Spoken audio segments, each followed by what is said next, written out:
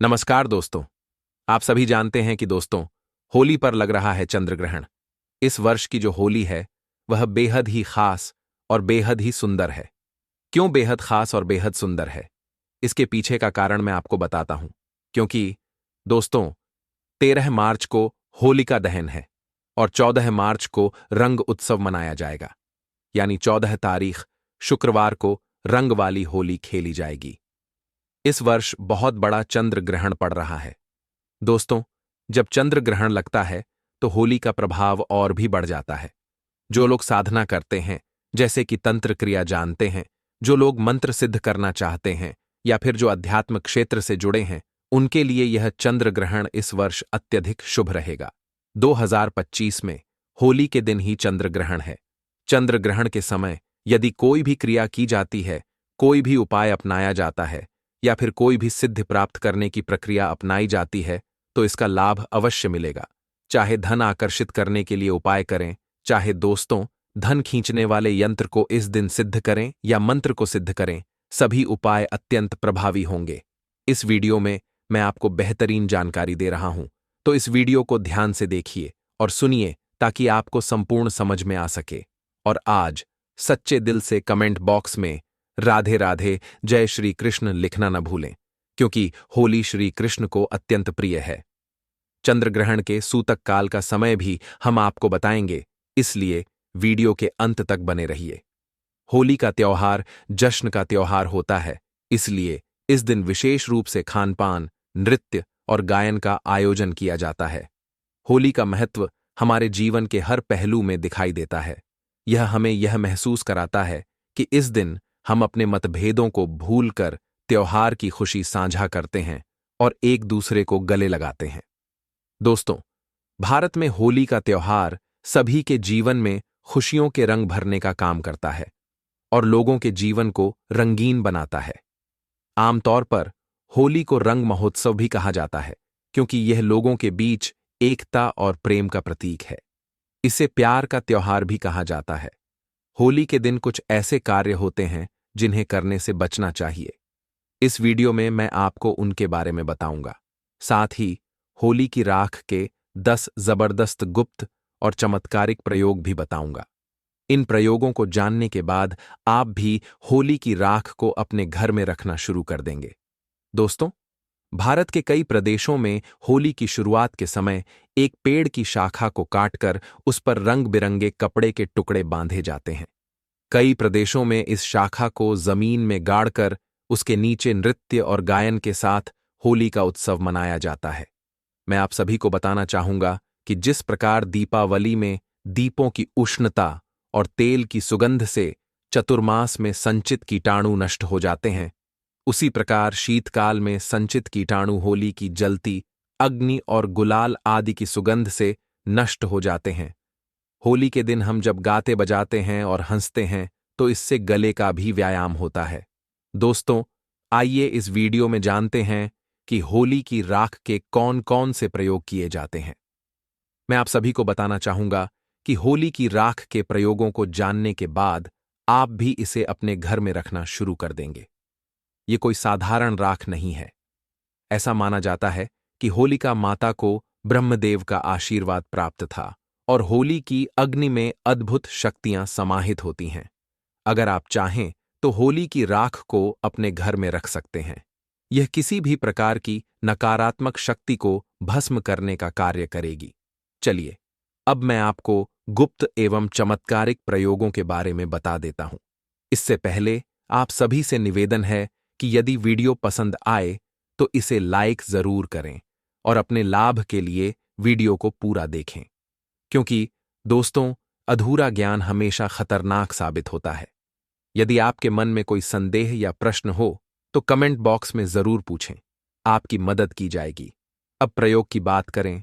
बताशा और एक पान का पत्ता लें और इन्हें होली की जलती हुई आग में डाल दें। अगले दिन होली की राख को रोगी के शरीर पर लगाएं और तत्पश्चात गर्म जल से स्नान कराएं। इस उपाय से रोगी शीघ्र ही स्वस्थ हो जाएगा। यदि कोई व्यक्ति अभिचार कर्म करता है, जैसे कि आपके ऊपर टोना टोटका, मारण, विद्वेषण, उच्चाटन, सम्मोहन या वशीकरण करता है, जिसे तांत्रिक क्रिया कहा जाता है, तो उससे बचने के लिए आपको क्या करना चाहिए? होली दहन के समय देसी घी, 2 लौंग, एक बताशा और एक पान का पत्ता लें और इन सभी वस्तुओं को होली की अग्नि में अर्पित करें। साथ ही प्रार्थना करें कि आपकी यह समस्या समाप्त हो जाए, जैसे जो टोना टोटका किया गया है वह दूर हो जाए। इस प्रकार से सच्चे मन से प्रार्थना करें। इसके बाद प्रातःकाल होली की राख लेकर अपने पूरे शरीर पर लगाएं और फिर गर्म जल से स्नान करें। आप तुरंत अनुभव करेंगे कि तंत्र मंत्र, टोना टोटका, भूत प्रेत और नकारात्मक ऊर्जाएं भस्म हो चुकी हैं और आप पूर्णतः सुरक्षित एवं स्वस्थ महसूस करेंगे। यदि किसी माता या बहन का पति दूसरी महिला के संपर्क में रहता है, तो आप होली पर उपरोक्त सामग्री, जैसे अभी हमने आप लोगों को ऊपर जो सामग्री बताई है, उपरोक्त सामग्री आपको लेनी है और 7 बार होली की जलती आग की आपको परिक्रमा करनी है। परिक्रमा करते समय एक गोमती चक्र अपने पति का नाम लेकर के आपको आग में डाल देना है। अगर आप ऐसा करते हैं तो अगर आपका पति किसी दूसरी महिला के संपर्क में है, वह बिल्कुल ही वापस आ जाएंगे, उनके संपर्क को छोड़ देंगे। और हां, अगर आपको ऐसा प्रतीत होता है कि किसी ने आपके ऊपर तांत्रिक प्रयोग करवा दिया है, तो आप होलिका दहन के समय देसी घी में 2 लौंग, एक बताशा, एक पान का पत्ता, थोड़ी सी मिश्री, इन सभी वस्तु को होली जलने वाली आग में डाल देना है। अगले दिन होली की राख को चांदी के ताबीज में भर करके गले में धारण कर लेना है, तो तांत्रिक प्रभाव बिल्कुल ही निष्क्रिय हो जाएगा। यदि कोई व्यक्ति आपका लिया हुआ धन वापस नहीं कर रहा है, तो आप होली जलने वाले स्थान पर, जहां पर होली जलाई जाती है, उस स्थान पर अनार की लकड़ी से उस व्यक्ति का नाम लिखना है। किस में लिखना है? भोजपत्र में लिखना है। और होलिका माता से अपना धन वापसी करने निवेदन करते हुए उस नाम पर थोड़ा सा गुलाल उस परे छिड़कने के बाद आपको होली की आग में डाल देना है। बिल्कुल ही आपका धन वापस मिल जाएगा। दोस्तों, अगर आप किसी से शत्रुता समाप्त करना चाहते हैं, तो होलिका दहन के अगले दिन उसी स्थान पर रात्रि 12 बजे जाकर होली जलने वाले स्थान पर अनार की लकड़ी से भोजपत्र पर उस व्यक्ति का नाम लिखना है। फिर उसे बाएं हाथ से मिटा देना है। उस स्थान की थोड़ी सी राख लाना है और अगले दिन उस व्यक्ति के सिर पर उस राख को डाल देना है। तो ऐसा करते हैं तो व्यक्ति आपके प्रति शत्रुता का जो भाव रखता है, दुश्मनी का भाव रखते हैं, वह समाप्त हो जाएगा। और भी इसके जबरदस्त, चमत्कारिक एवं गुप्त प्रयोग बताऊंगा। वीडियो को आधे बीच में छोड़ करके नहीं जाना है। यह वीडियो 10 मिनट की बनने वाली है। 10 मिनट की जानकारी आपके जीवन को बदल करके रख देगी। यदि आपकी जन्मपत्री में कोई ग्रह दूषित हो, तो आप होली दहन के समय देसी घी में 2 लौंग, एक बतासा, एक पान का पत्ता, इन सभी वस्तु को होली जलने वाली आग में डाल देना है। और अगले दिन उस राख को लाकर के सर्वार्थ सिद्ध योग में अब ग पर भी सर्च करके देख लेना कि होलिका दहन के समय और होलिका दहन के दिन सर्वार्थ सिद्ध योग कितने बजे हैं। होलिका दहन के सुबह, ठीक है। तो सर्वार्थ सिद्ध योग में इसे शुद्ध करके बहते जल में प्रवाहित कर देना है। होली की राख को सर्वार्थ सिद्ध योग में प्रार्थना करना है। इसके बाद शुद्ध जल में बहा देना है। तो यदि आपकी जन्म पत्रिका में कोई ग्रह दूषित है, आपको नुकसान कर रहा है, नुकसान करना बंद कर देगा। अगर आपको राज्य पक्ष से बाधा आ रही है, तो आप होलिका के उल्टे फेरे प्रारंभ करें।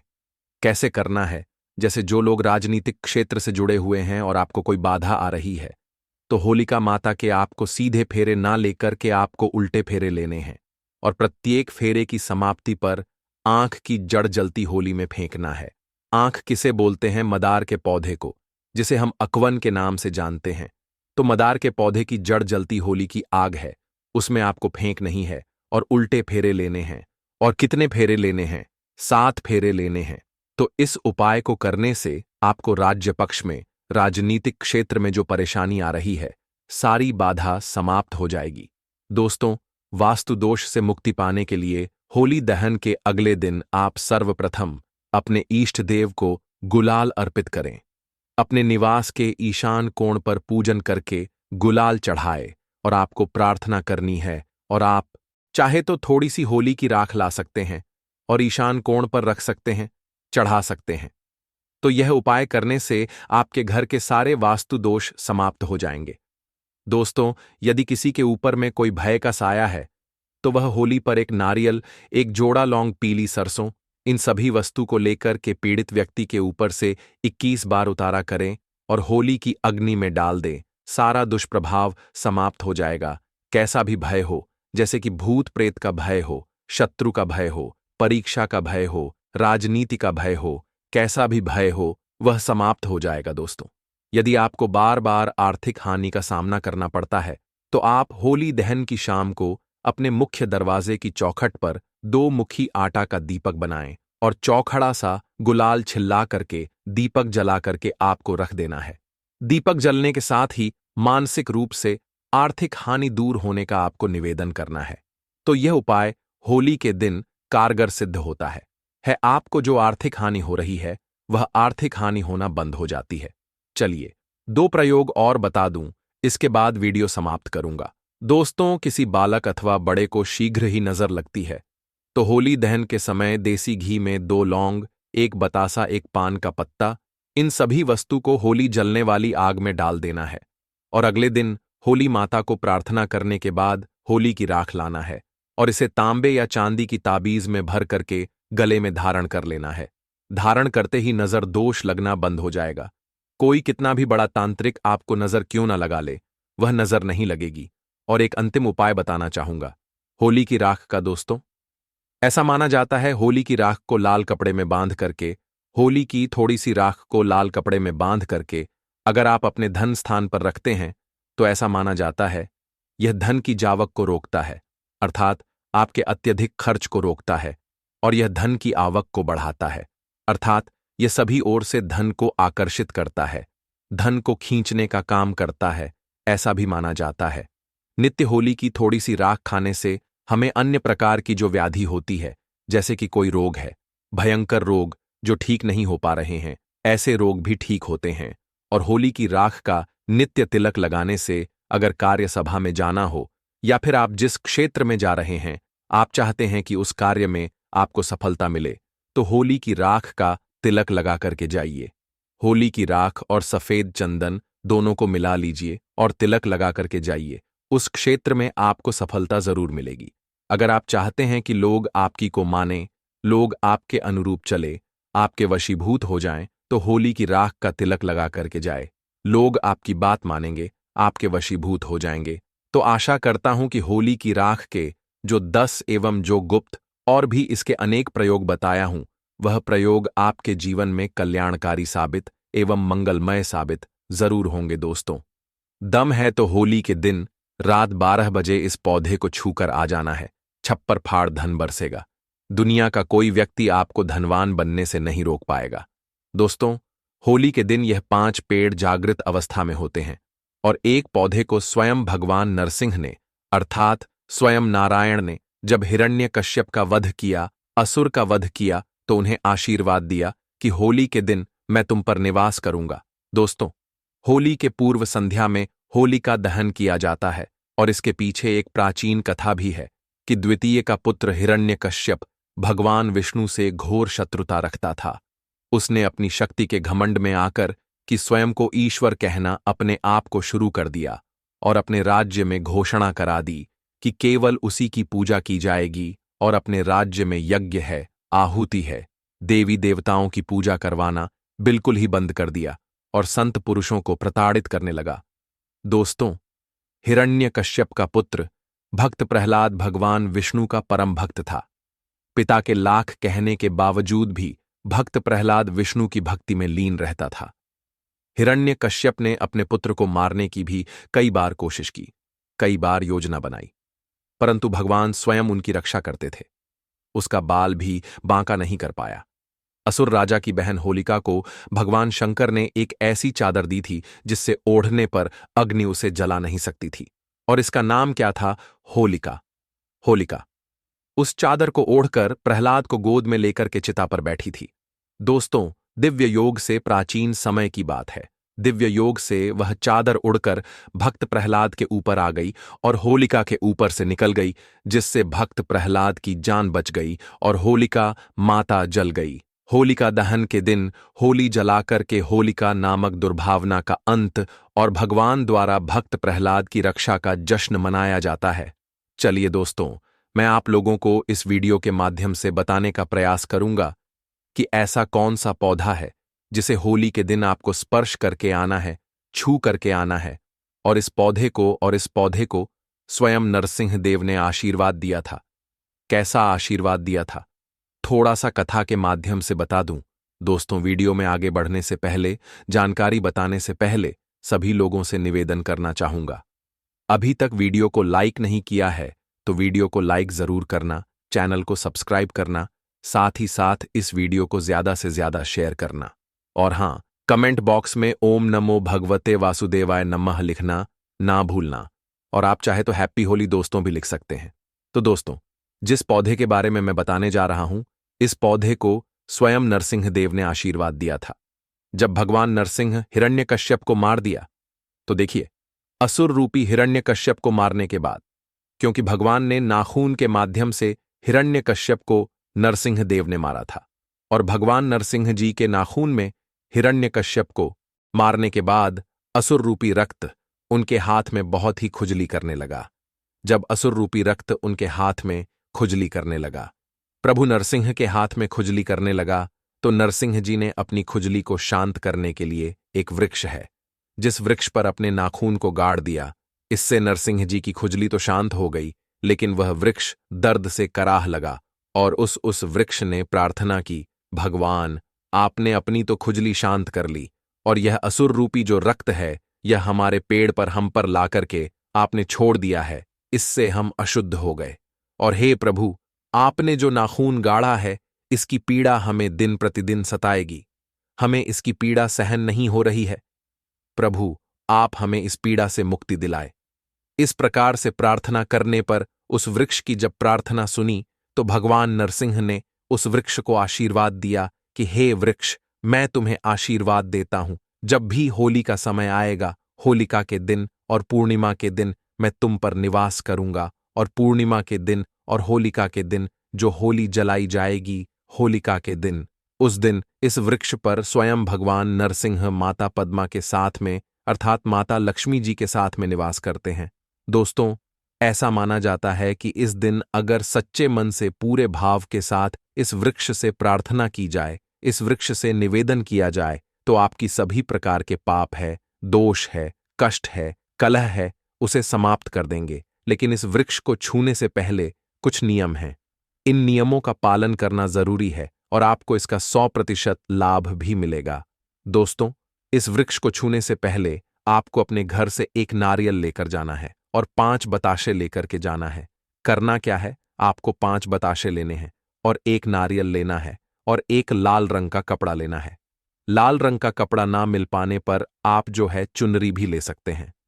दोस्तों, एक नारियल को इस वृक्ष को भेंट करना है, और 5 आपने जो बतासे रखे हैं उसे धोने में, या फिर आप जो पत्ते हैं आप उसमें डाल सकते हैं। एक पत्ते का दोना बना लीजिए और इस वृक्ष के नीचे रख दीजिए 5 बतासे को, और आपको एक नारियल को भेंट करना है। आप चाहे तो 5 अगरबत्ती भी जला करके वहां पर रख सकते हैं, और इस वृक्ष से प्रार्थना करना है कि हे वृक्ष राज, आप हमारी गरीबी हैं, आप हमारी समस्या है, आप हमारी निर्धनता है, इसे दूर करें, क्योंकि आज आपके ऊपर माता लक्ष्मी तथा भगवान नारायण रूपी जो नरसिंह है, यह निवास करते हैं।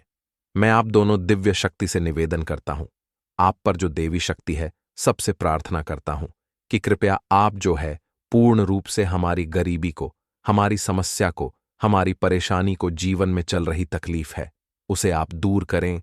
इस प्रकार से आपको निवेदन करना है, और करना क्या है कि इसके एक फल को लाल कपड़े में आपको बांध करके ले आना है। एक फल को लाल कपड़े में बांध करके ले आना है, और जब आप इसके एक फल को लाल कपड़े में बांध करके लाए, तो उस समय इतना ध्यान रखना है कि पीछे मुड़ करके आपको नहीं देखना है। साथ ही साथ जब आप इस वृक्ष को एक नारियल भेंट करें, 5 आप जो है बतासे भेंट करें, तो उस समय इस बात का ध्यान रखना कि भेंट करने के बाद तत्काल इस वृक्ष को नहीं छूना है, इस वृक्ष को प्रणाम करना है, इस वृक्ष में निवास करने वाले देवी शक्ति को प्रणाम करना है। इसके बाद बोलना है कि हे वृक्ष, मैं आपको छूने जा रहा हूं, कृपया मेरे अंदर में जितनी भी अलक्ष्मी है उसे आप खींच लीजिए, एवं आप मुझे लक्ष्मी प्रदान करें। मेरे अंदर के जितने भी अवगुण हैं आप उसे खींच लीजिए, और आप मुझे सगुण प्रदान करें। मेरे अंदर के जितने पाप हैं सबको खींच लीजिए और आप मुझे पुण्य प्रदान करें, क्योंकि इसे भगवान नरसिंह देव का आशीर्वाद प्राप्त है कि कोई भी व्यक्ति इस वृक्ष को छुए, उनके सारे पाप होली के दिन स्वयं यह वृक्ष खींच लेगा और उसे पुण्यात्मा बना देगा। तो इस वृक्ष से इस प्रकार से आपको प्रार्थना करना है, फिर इस वृक्ष को छूना है। दोस्तों, इस वृक्ष का नाम है गुल्लर। जी हाँ दोस्तों, गुल्लर वृक्ष के बारे में मैं आप लोगों को कई बार जानकारी बता चुका हूं। गुल्लर वृक्ष एक ऐसा वृक्ष है जिसे साक्षात भगवान नारायण रूपी नरसिंह देव का आशीर्वाद प्राप्त है। भगवान नरसिंह देव ने इसे आशीर्वाद दिया है। दोस्तों, ऐसा माना जाता है कि होली के दिन अगर गुल्लर के वृक्ष को स्पर्श करके आया जाए, छू करके आया जाए, निवेदन किया जाए, तो आपके अंदर के अवगुण समाप्त हो जाते हैं। आपके अंदर में जो अलक्ष्मी बैठी हो, कुलक्ष्मी बैठी हो, वह भाग जाती है। आपके अंदर में जो पाप है वह दूर हो जाते हैं। आपने कैसा भी पाप किया हो वह पाप। संगीत नाश्ता में ही जाना है और एक फल ले आना है, और इस फल को बिना घर में किसी को बताएं। आपको धन पेटी में रख देना है।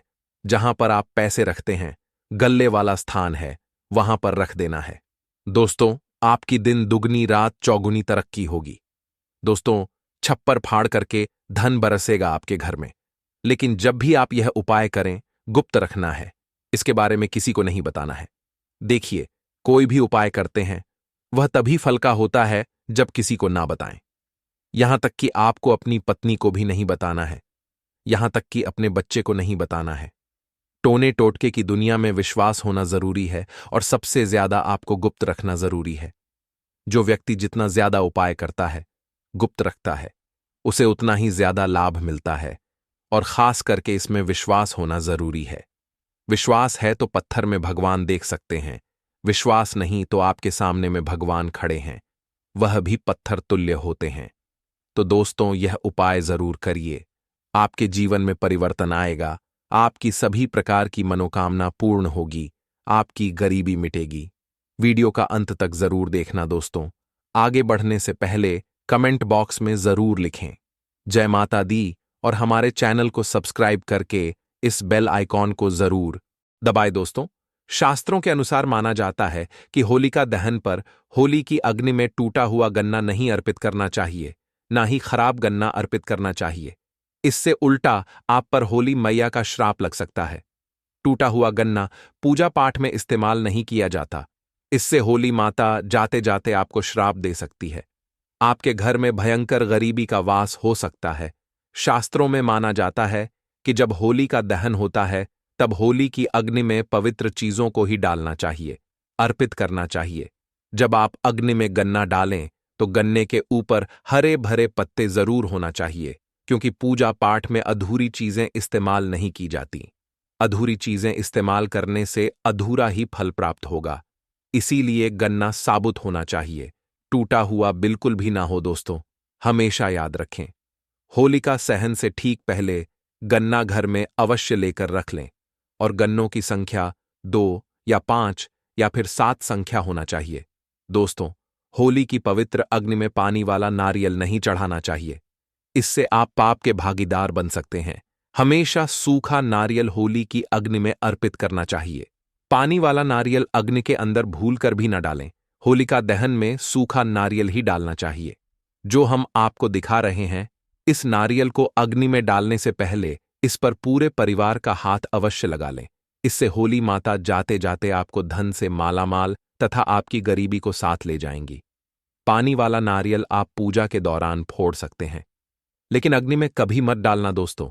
सूखा नारियल अग्नि में डालने से होली माता आपकी सभी परेशानी को अपने साथ ले जाती है और अग्निदेव भी प्रसन्न हो जाती है। माना जाता है कि होली माता को घर का भोग अति प्रिय है। अगर आपने अपने घर में जो भी बनाया है वो होली माता को अवश्य अर्पित करें, लेकिन याद रहे, गुजिया चढ़ाते समय देख लें कि गुजिया की संख्या 3 नहीं होनी चाहिए। या तो 2 चढ़ा लें या फिर 5, 7, 11 और 21 चढ़ा सकते हैं, लेकिन गुजिया की संख्या 3 नहीं होनी चाहिए। ऐसे में 1 की संख्या में गुजिया भी नहीं चढ़ाना चाहिए। होलिका दहन में आप बर्फी का भोग लगा सकते हैं और जल अवश्य अर्पित करें। होलिका दहन में गाय के गोबर से बने उपले या यूं कहे तो बलक या अशय चढ़ाना चाहिए। दोस्तों, होली की अग्नि में आप हरा चना, गेहूं की बालियां, कोई भी नई फसल अवश्य अर्पित करें। इससे आपके घर में अन्न धन की कमी कभी नहीं होगी।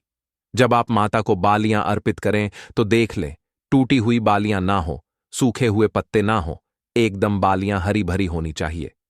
होलिका दहन की अग्नि में सूखी बालियां चढ़ाने से पाप लगता है। दोस्तों, शास्त्रों के अनुसार माना जाता है कि अगर आपको मासिक धर्म आ जाए तो ऐसे में आप होलिका दहन की पूजा किसी और से करवा सकते हैं। आप पूजा का वैसे ही पालन करें जैसे आप करते आए हैं, लेकिन मासिक धर्म के दौरान होलिका दहन के पास नहीं जाना चाहिए। आप दूर से होलिका दहन देख सकते हैं और आप किसी और से पूजा पाठ करवा सकते हैं। इससे भी आपको फल की प्राप्ति अवश्य होगी। दोस्तों, होली की अग्नि में चावल के बने पापड़ तथा कच्चे चावल अवश्य अर्पित करने चाहिए। होलिका दहन में चावल अर्पित करने से धन की प्राप्ति होती है। इससे आपके घर में जितनी भी गरीबी होगी सब नष्ट हो जाएगी। पुराणों के अनुसार भगवान विष्णु ने भगवान श्री हरि ने कहा था, जो व्यक्ति होलिका दहन में चावल अर्पित करेगा, मैं उसका घर धन धान्य से भर दूंगा। उसके घर में सदैव लक्ष्मी का वास होगा, उसकी गरीबी जड़ से समाप्त हो जाएगी। दोस्तों, कचरी, पापड़ आदि होलिका दहन में अवश्य अर्पित करना चाहिए। इसे होलिका दहन से पहले झूठा नहीं करना चाहिए।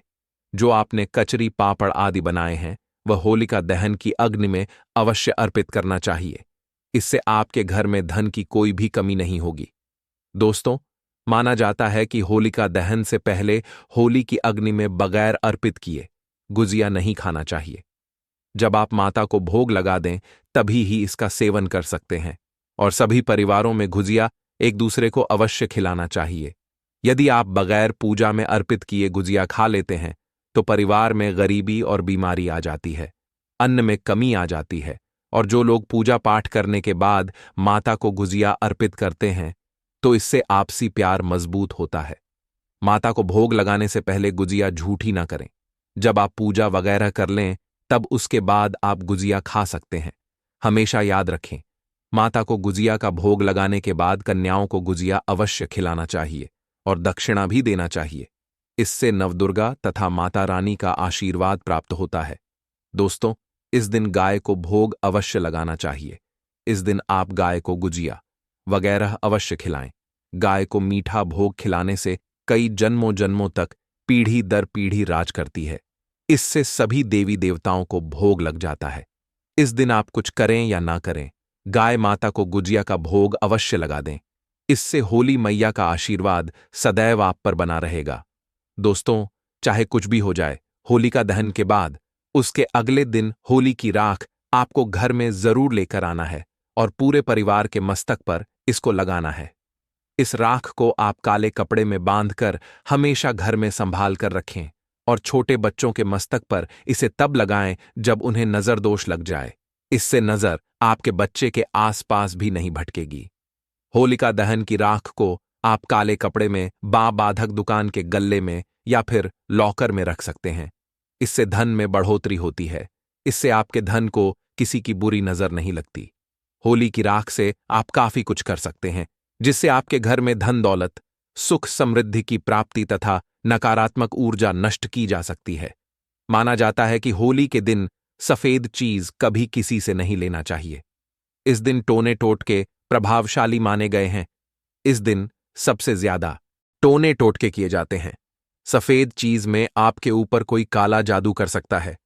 होली के दिन आप सफेद चीज भूलकर भी किसी से मत लेना। दोस्तों, अजय देवगन की जो मूवी अभी आई है शैतान, उस मूवी में यह दिखाया गया है कि कभी किसी से, किसी भी गैर इंसान से कोई भी चीज मांग कर नहीं खाना चाहिए या उसका दिया नहीं लेना चाहिए।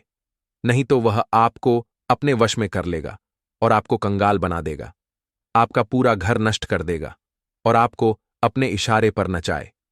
इसीलिए होली के दिन किसी से, किसी अनजान व्यक्ति से कोई भी सफेद चीज मांगकर मत खाना, नहीं तो आपको वह वश में कर लेगा, क्योंकि इस दिन ब्रह्मांड में आसुरी शक्तियों का वास बड़ी तेज होता है। इसीलिए उसे नष्ट करने के लिए होलिका दहन मनाई जाती है, ताकि बुराई की हार पर अच्छाई की जीत हो। दोस्तों, वेद पुराण के अनुसार माना जाता है कि होली खुशियों की सौगात लेकर आती है। प्यार का प्रतीक मानी गई है होली। ऐसे में इस दिन मांस मदिरा का सेवन नहीं करना चाहिए। जो व्यक्ति होली पर मदिरा का सेवन करता है तथा मांस का सेवन करता है तो उसकी अगली योनि कुत्ते को प्राप्त हो जाती है। सांपों के गर्भ से दिए अंडे में उसका जन्म होता है। ऐसा मनुष्य पीढ़ी दर पीढ़ी नरक की यातना भोगता है। शास्त्रों के अनुसार माना जाता है कि भगवान कृष्ण को होली का पर्व अति प्रिय है, इसलिए कोई भी ऐसा कार्य नहीं करना चाहिए जिससे भगवान कृष्ण क्रोधित हो जाए। होली पर गाली नहीं देना चाहिए। कई लोग होली पर इतनी गंदी गंदी गालियां देते हैं कि कहते हुए शर्म आ जाती है। जो लोग होली पर शराब पीते हैं, गंदी गालियां देते हैं, ऐसे व्यक्तियों को नर्क में घोर पाप भुगतना पड़ता है। सड़गमाया, इस समय बिस्तर छोड़ देना चाहिए। होली के दिन ज्यादा सोना नहीं चाहिए। होली के दिन पवित्र पर्व पर सहवास नहीं करना चाहिए। इस दिन स्त्री से दूर रहे। कई लोग ऐसे हैं जो होली पर स्त्री के वस्त्र फाड़ देते हैं और गंदा काम करने लगते हैं।